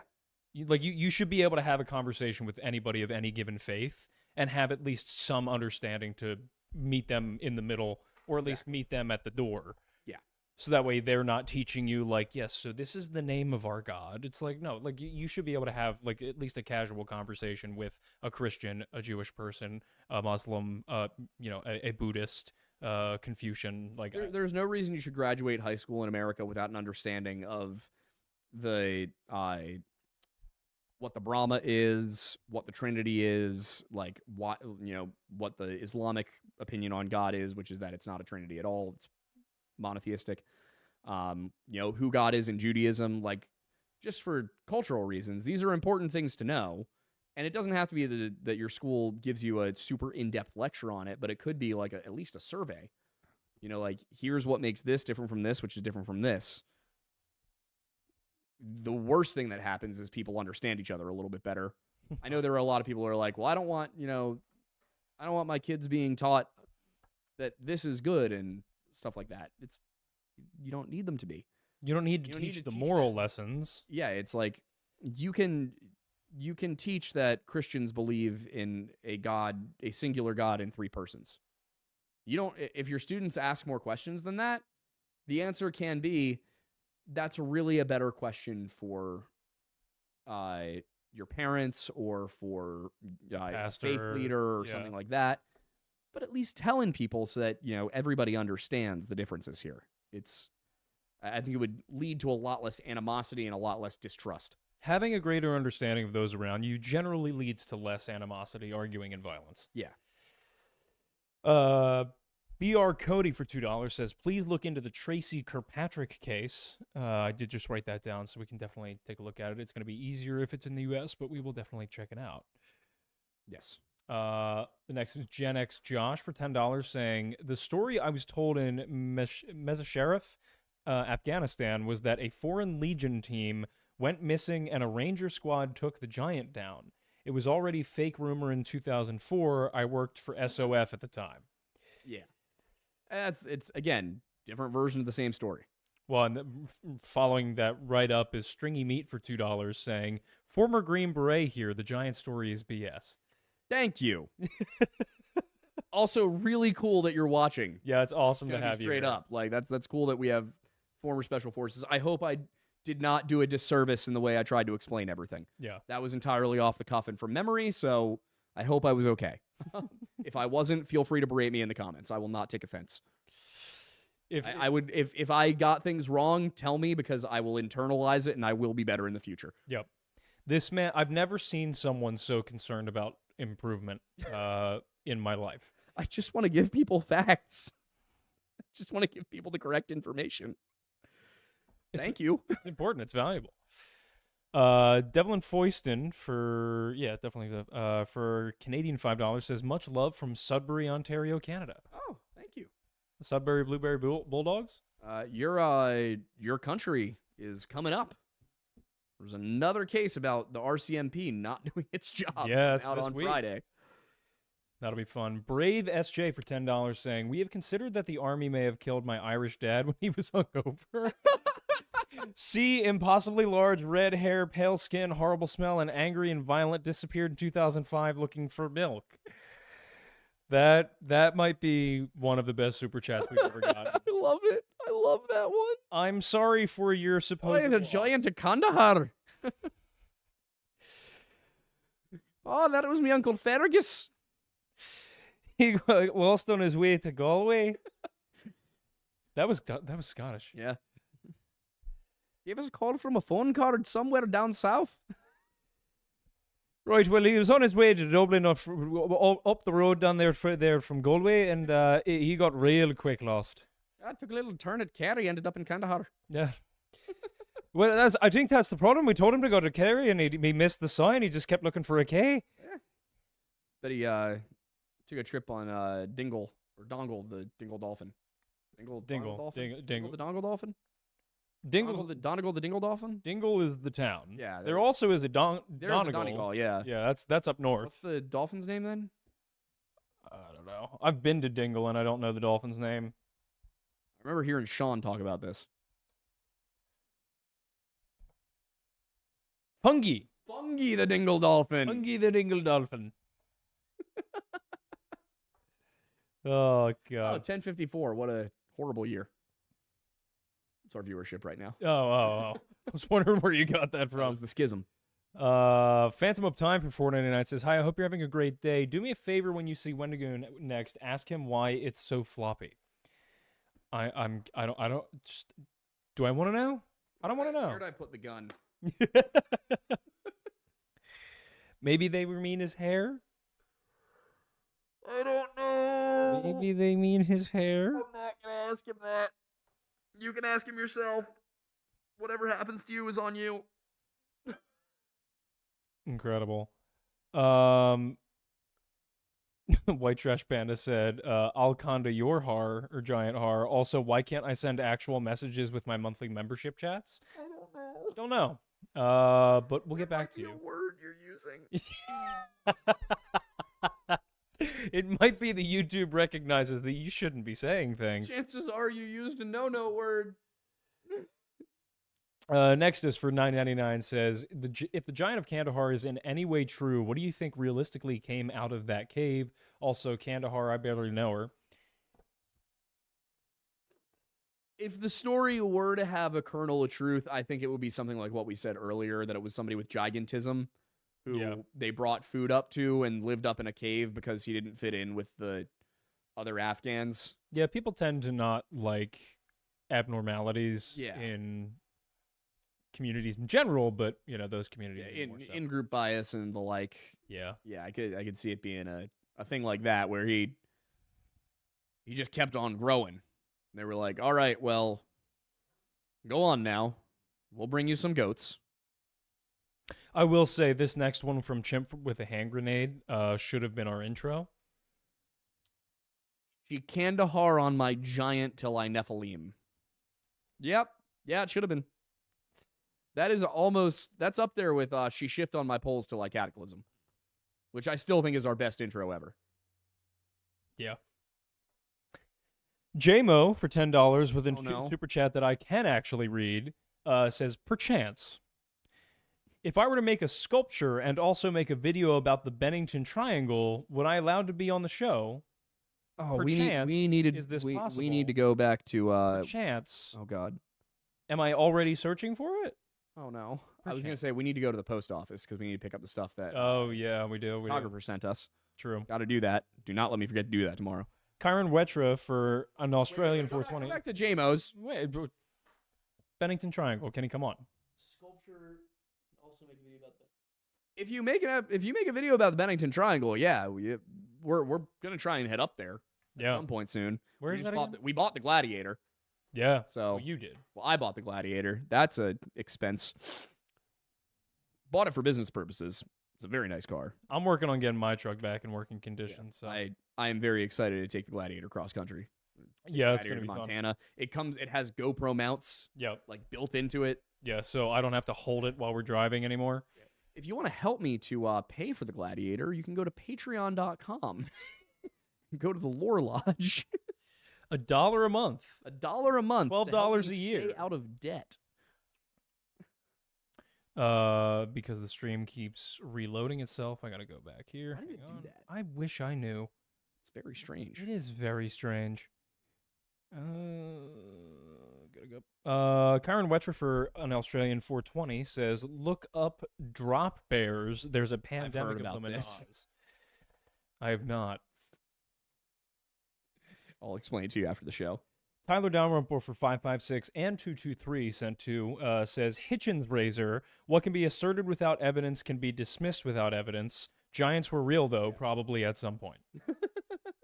I like that one. Giants were real though, probably at some point. I'm with you there. Yep. Is that like a Christopher Hitchens thing? I wasn't aware that he had a razor. Also, Kyron Wetch is back at it again for an Australian $2 saying, "In Aussie footy, we have a team called the Giants." We have a team called the Giants here. I like it. You want to swap? Your Giants are probably better than ours. That'd be fun. Yeah. I wish Aussie football was a thing here. That'd be cool. It'd be fun to go to an Aussie football game. It would be fun. For those who don't know, it's played on a circular field and points are scored by, correct me if I'm wrong on this, my understanding is that it's on a circular field and points are scored by kicking the ball through uprights, like on a football field. Mm-hmm. It looks like football and Quidditch mixed together, like rugby and football and Quidditch all in one whole thing. But yeah, it's a circular field. They have, I think it's 4 uprights. The 2 in the middle are narrower and worth more points, and the 2 outside are wider and worth fewer points. And also, you don't pass the ball. I'm pretty sure you like pop it into the air and slap it. That's wild. Yeah, I remember like during just rugby, just film days in high school, we were watching some Aussie football. And we're like, what is this? What is this? Yeah, it was cool. I would love to go see a game. I'd love to play it. It'd be fun. Yeah, that would be fun. Next is for 199 says Wendigoon should have been on this live episode. He should be. We should be seeing him Thursday on Weird Bible. That's the plan. Echo Warrior for 99.99. Wow, thank you very much. Drop. That is so generous. Thank you very much. Says, first off, are you ready for the matchup with the Mahomes ref all-star team? Second off, the claim of a 50 cal being present, I call bull on this story. Lastly, a possible topic for your show with Stakuyi, what happened to the 9th Roman Legion? Ooh. It's my rabbit hole. Ooh, that's one we can definitely do. I know. We're looking for topics for the next set of videos. So the first episode of History Unhinged goes live on Friday. This week, there will be a whole bunch of clips going up. So feel free to leave recommendations for stuff you'd like to see under any of those clips, and then under the video on Saturday. Nice.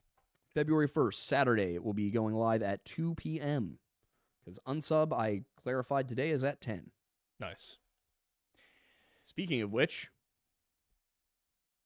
Unsub, Pepperbox. That's all I'll say.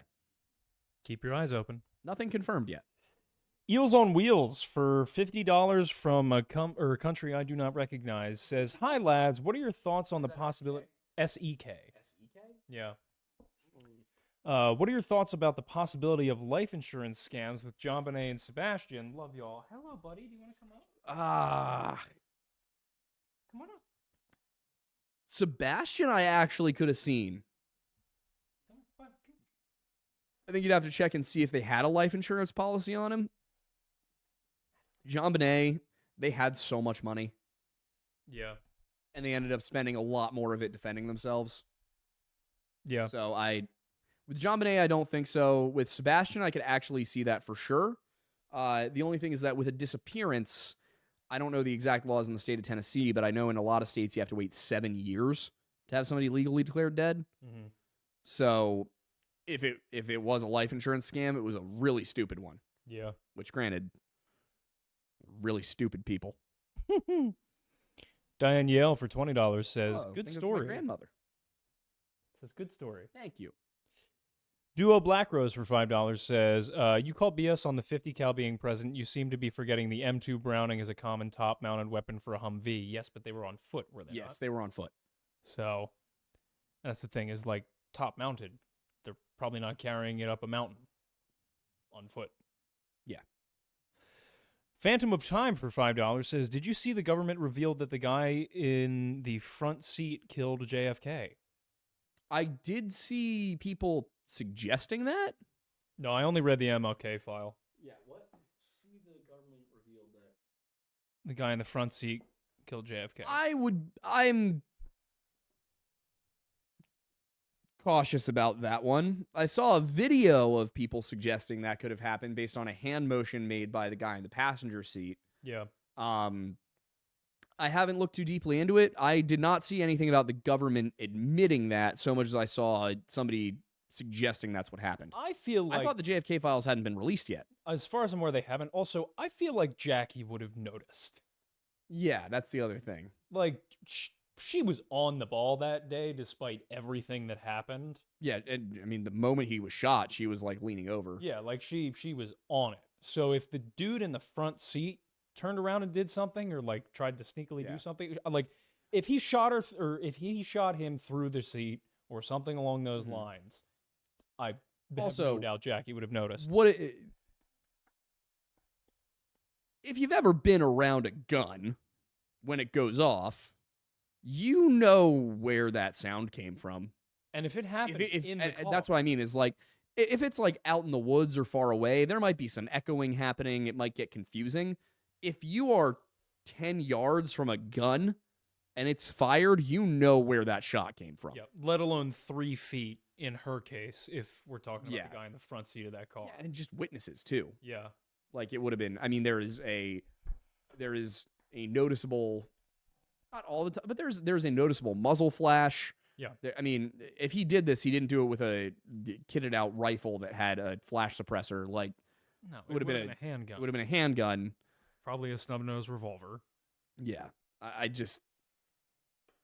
Also, I'm of the belief, to be honest with you, that the MLK files were more than likely a attempt at a document created to be a hit piece that would have been released either had he gotten further in presidential campaign moves or if the assassination didn't go through. Yeah, from the 2 pages that I've seen, all I see is an anonymous source told us and a person familiar with told us. And I mean, I'm sorry, give me a name or give me proof that this person is somebody I should be trusting. Yeah, there's a lot of uncorroborated claims in that document. Sorry, just saying, you know, a guy who's definitely a communist said that MLK is a communist and he's seen him at the meetings. Yeah. Like, I'm going to need more than that. Yeah. This isn't even it's not even politics. Just, that's not evidence. Yeah, it's like, oh, there were... Yeah. I would not take an anonymous source who said anything about really anyone seriously. Yeah. Unless there's very good reason to believe it. Yeah, unless it came from a very reputable source. Yeah, if it's an anonymous source who hands me a Polaroid, it's like, hey, look at this. Okay, that's different. You know, if it's just, he said so. Yeah. And notice I said reputable source because the FBI has proven in the last 2 decades that they are not reputable. No, but yeah, no. There is one 3-letter agency that I trust. It's the National Park Service. There it is. The ATF should be a convenience store. Incredible. That is an opinion I held before any current politicians said it, just for the record. It's not me quoting anybody. I was saying this back in 2014 when I was a minor. Yep. White Trash none Panda. of those things. White Trash Panda for $5 says, to clarify, $5 membership is only letting me send anniversary messages every month, not typed super chats. Please advise. Much love from the D. Yep. That feels new. That feels new. Because it used to be that the only tier was $5. And everybody was able to send the monthly free message. Let me go in and look. It might be that I accidentally disabled a setting when I added different tiers. Maybe. but I don't think that would have been something that I assigned to a higher tier, so I may have just accidentally turned it off. Yeah. I'll go in tonight and give it a look and see what I can dig up. Mars has been a member for 2 months. Oh, thank you. Duo Black Rose sent 2 super chats for a sum of $15, saying, "What do they say?" By the way, on the topic of JFK, Aiden, I think you should read Mortal Error. It outlines a theory by gun expert Howard Donahue that a Secret Service agent in the following car accidentally shot JFK.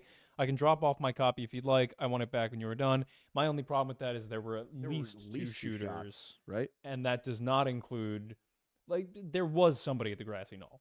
Yeah. Like, without a doubt. So that would introduce a third definitive shooter. Yeah. So, I mean, he said it's an expert. I'd be willing to take a look at it. Yeah, that's possible. If you're in the area and you want to loan it to us, go for it. You can drop it off here at the studio. Otherwise, if it's a rather cheap book, I can probably find it on Amazon. Just get the Kindle edition. Do it the way I usually do it. But Yep. I'm definitely interested because JFK is one that we haven't touched. As soon as those files come out, you can bet I'm going to be on it, though. Yeah. I'd start looking into that now because there is so much. That's true. But how much of it's just speculation? There's so much. Yeah. That's the problem, though, is I don't want to, spend a whole week on JFK and then not do it. Not have the files. No, I'll just spend a couple evenings Yeah. here and there. Yeah, I'll just start putting some stuff together. Yeah. Next is for $9.99 says, I too had to face Giants back in high school when the seniors dunked my head in the toilet. Happens to all of us. Happens to the best of us. Local Legends Burt Moran for $2. Good to see you, buddy. Says, have you boys looked into the Van Meter visitor? I don't think we have. Look it up. That's new. It sounds probably like an alien. Andrew Weisner said, Twink and Twunk Aiden, would you be willing to autograph the calendars for us? Also, would you accept suggestions for safe for work poses in maid outfits? Yeah, we'd consider them. Sure. Not necessarily going to commit to definitely doing them. Consider, though. It is not an alien. It is a legendary winged bat-like creature that was reported to have appeared in Van Meter, Iowa in 1903. It's said to be half human and half animal with large bat wings and a horn on its forehead. Between this, the Jersey Devil, and Mothman, I'm beginning to wonder if maybe there is something out there. Yeah, right. Totally Not JMO for $2. Also, Mattis, please read Berserk, please. Every time I open the book, I take psychic damage. I gotta open this book. Yeah, it's at my apartment. I've read a few pages. It's big. Yeah, it is a big book. When I have a moment, a crumb of time. There's not many crumbs of that around. No. Hi, buddy. You want to come up? You want your uppies? Isuru Akuma for $10.10 says, thank you for sacrificing your sanity to make the content that helps maintain mine whilst I toil away in this dystopian nightmare factory in which I find myself detained for an indeterminate time. You know what? Happy to do it. This is what we do it for. You are probably having a worse time than me. By the description of that comment? Yeah. Sounds like I am the lucky one here. So I just appreciate that you're watching. Best of luck. Yeah, best of luck. We're here for you. Darko Louch G for 10. Oh, wait, so no, sorry. Tyler Down for $5.69 says, we are physically made of God and he of us, and every particle across the universe like a cosmic quantum computer with compassion. That's what I was talking about. I don't like that one. That's kind of fun. I respect it if that's your belief. I personally don't like it. Yeah, it just makes you uncomfy. Not even that it's uncomfy. I just don't agree with it. Yeah, that's fair. That's fair. But yeah, Dark Allouch G for $10 says, given Milo's propensity to describe anyone who discusses / posits ancient aliens or proto-civs as racist, he deserves no attention. When he can get past his own bias, then he would be worth a watch. I don't think he claims that. I see where they're coming from.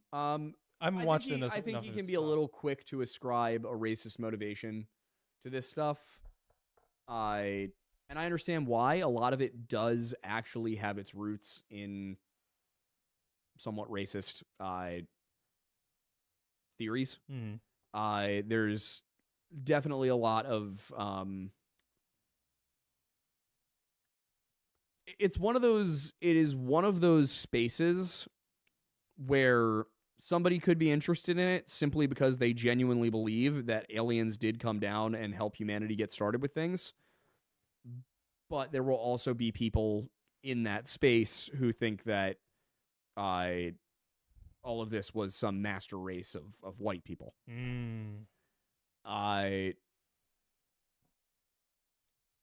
I think saying it's all racist is probably too much. Saying that there's no racism involved is also probably wrong. It's a lot more nuanced, a lot more complicated. Are you okay? He's just licking the table. He's just licking the table. You're a special guy. He is. He's a special little dude. Yeah, no, honestly, with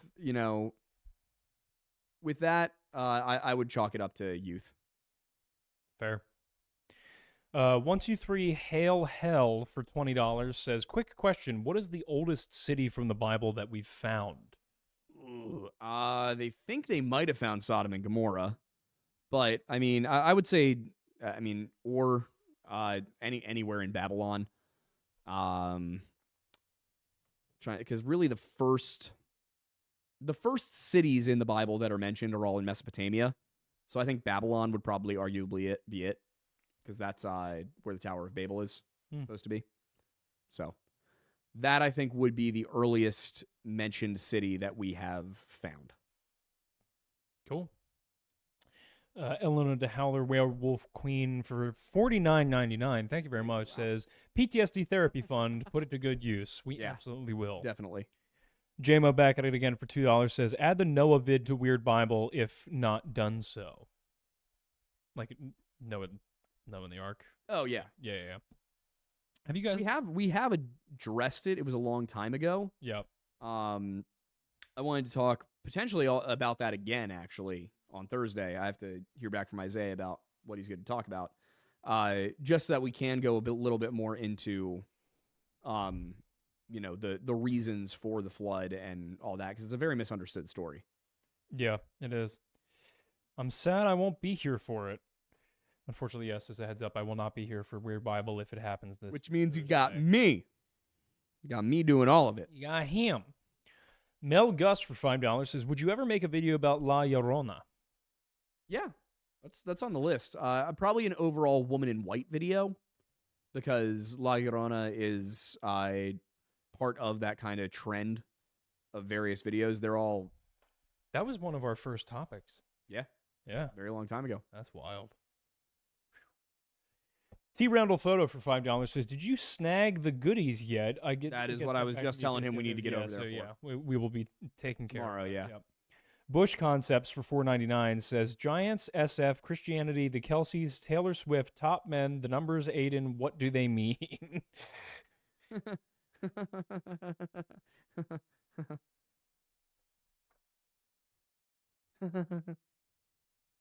That's it. That's all I give you. Yep. Senna 1980 became a member been a member for a month. Suru Akuma has been a member for 8 months. Oh, thank you. Appreciate you guys. And also Those memberships chatted mean for a lot to us. $5. They do. They really do. Saying, I've asked you a few times, please look into and cover Satan's Guide to the Bible. It's on YouTube, and I'd like your opinion on if it's good in good faith. That might be a good one for the new... I was just thinking the same thing. We're gonna try out a new show that's going to be reaction and commentary focused. That's going to go over on my channel, Aiden Mattis. Not for any reason other than that we just don't want to mess with the Lore Lodge algorithm. So that will be going up over there.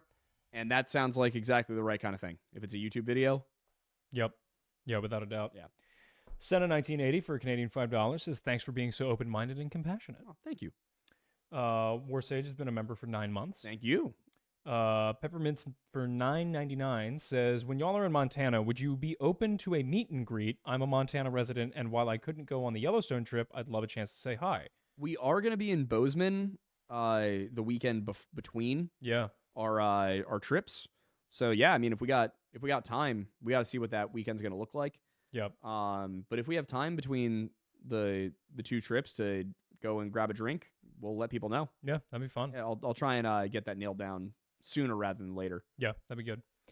Also, we're supposed to be driving out there. Yes. So we might also just let people know, our itinerary within the Discord. Yeah. That would be the one thing, is that it would go in the Discord, not out in the open, and on Patreon. So it would just be places that you have to take the extra step, just because you never know. So we would be open to meet and greets. It's just a matter of making sure that everything's secure and we're telling people the right information. Yep. That makes sense. Kiernoth for $2 says, can I introduce you to Jakob? Praise be upon him. Oh, God. Wait, how's it spelled? Yakub. Oh, yeah, the guy who created the ancient Egyptian sorcerer who created white people. Have you heard of that? Nope. Oh, yeah. Oh, boy. I hate that. I hate that. He had a really big head. Ellen is back at it for $5 saying, treat fund for humans and animals. Oh, thank you. He deserves it. He does. Archie, because he has no teeth, gets cheese. That is his kind of treat. Yeah. He's a good little boy. Yeah, he's being very good right now. He's so good. Steve V1066 for $5 says, a puppy. Yeah. He's just here. T. Randall Photo for $2 says, sent the chat before y'all said that. Forgive me, Gotcha. Father. All good. Forgive us for not picking it up yet. And the last one to wrap us up, because we're just hitting the 2-hour mark, is Fifi Gigantor for $2 says, what about a Yosemite trip for West Coast fans? That is definitely on our list. Yeah, we want to get there for sure. Yeah, that will probably be next summer, I would think. Yeah, that'd be nice. Yeah. Cool. Ladies and gentlemen, this was a great show. Thank you very much, everybody, for being here. I hope you enjoyed getting to see Archie for a little bit, the super chats, and the, pseudo weird Bible episode you kind of got here. Yeah, yes. If you liked the conversation, come check out Weird Bible this Thursday. Yeah, if you like the Bible talk, we do have a show dedicated to that. We let it run a lot longer. We get a lot more in depth. It's fun. Yeah, it's like 2 hours, 3 hours straight of Isaiah and I talking about weird stories from the Bible, Samson, the flood, the concept of hell, creation, Easter. We did an episode. Yeah, it's a fun show. And if you're not Christian, don't feel like that's a reason not to watch. It is not a show that is trying to convince you Christianity is real. It is a show about what Christianity is by Christians. Yeah. Good stuff. All right, ladies and gentlemen. Thanks so much. And they'll see you on Thursday. I won't, because I'll be away at my buddy's Marine graduation ceremony. Yeah. But we'll be right back here on Monday. New video on Friday about the disappearance of Stephanie Stewart. Yeah.